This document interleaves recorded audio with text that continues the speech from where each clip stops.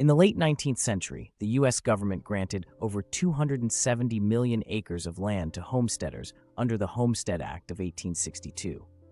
These pioneers, like our protagonist John Hale, saw the endless wheat fields of the Great Plains as a symbol of freedom and self-sufficiency. With backbreaking labor, they transformed the arid prairie into fertile land, achieving yields of 15 to 20 bushels per acre. The golden wheat represented not just sustenance, but the very ideal of democratic land ownership that built America's agricultural heartland.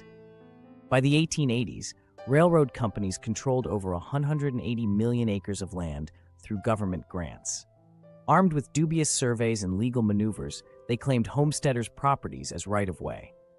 The Atchison, Topeka, and Santa Fe Railroad employed armed agents who marked farms for seizure, offering paltry compensation of $2 to $3 per acre.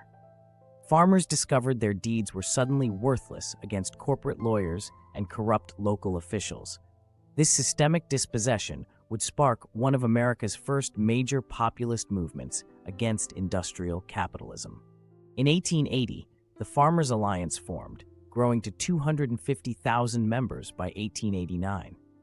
Their secret meetings in barns and fields organized resistance against railroad monopolies.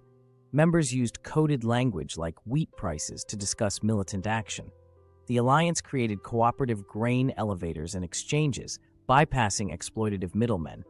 Their newspaper, the Western Rural, exposed corruption while circulating manuals on nonviolent protest tactics. This grassroots network laid foundations for the Populist Party, proving ordinary farmers could challenge Gilded Age oligarchs. The climax came in 1892 when 1,500 Kansas farmers formed human barricades across wheat fields to block railroad construction.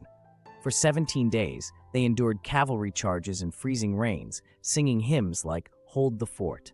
Their nonviolent stand inspired similar protests across 5 states, delaying over 200 miles of track. Though ultimately dispersed, their sacrifice forced Congress to pass the Interstate Commerce Act, regulating railroad rates. This became a blueprint for 20th century civil resistance, proving that organized communities could defend dignity against industrial might.